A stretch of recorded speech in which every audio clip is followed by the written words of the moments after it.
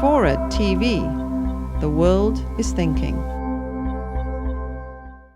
In the last 20 years, counterfeiting has ballooned from a small potatoes local business to a global racket run by violent crime syndicates that also deal in narcotics, weapons, child prostitution, human trafficking, and terrorism.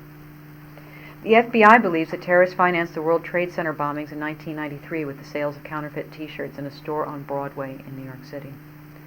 Profits from counterfeit goods sales have gone to groups associated with Hezbollah, the IRA, and Colombia's main rebel army, FARC. One of the suspects in the Madrid train bombings in March 2004 was a known counterfeiter. But that's not the worst of it.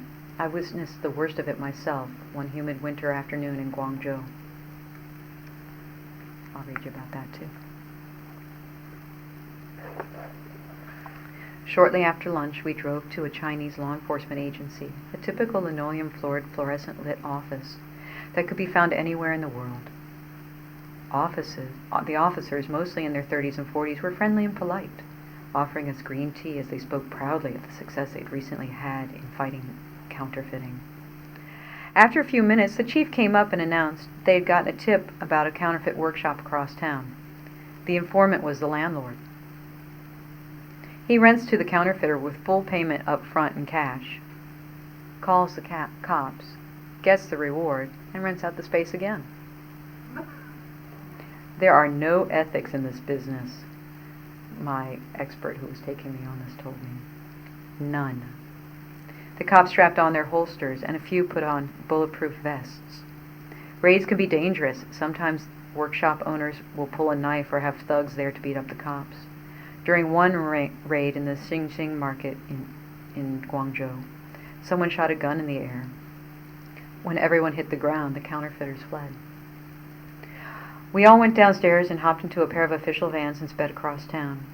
We pulled into the courtyard of a white stucco tenement and ran up the steps 7 flights over empty Coke cans and other trash. As we approached the top, the acute toxic smell of glue burned in our noses. We walked to the workshop, a long, wide room with barred windows, and before us stood 24 Chinese boys and girls, roughly 8 to 14, sitting at old sewing machines and standing behind plywood work tables littered with scraps of black leather, gooey pots of glue, and a cookie tin filled with stamps reading Versace, Boss, and Dunhill. The children stopped mid-work. One bag was stuck in a machine, half sewn. The cops told the children to line up single file.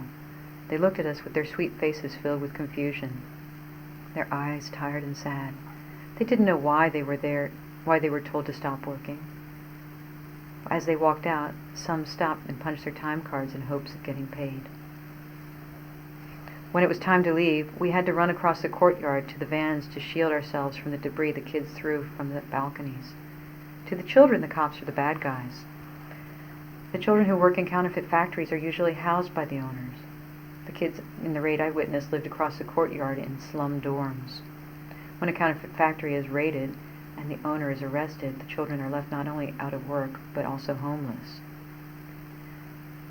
And the people who took me on this raid have since started a foundation where they're raising money and rescuing the children from the factories and putting them in school.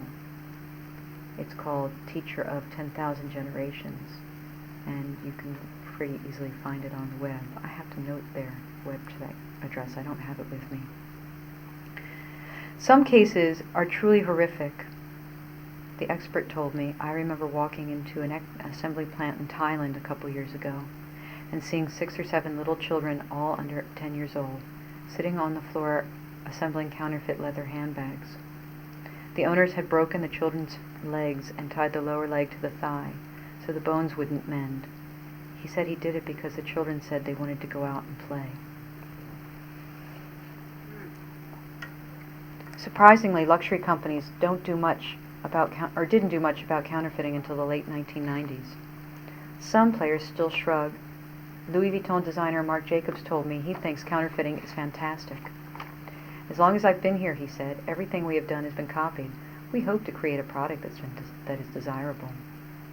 Prada's CEO Patrizio Bertelli calls counterfeiting, quote, the game of fashion, adding, I would be more worried if my product wasn't copied.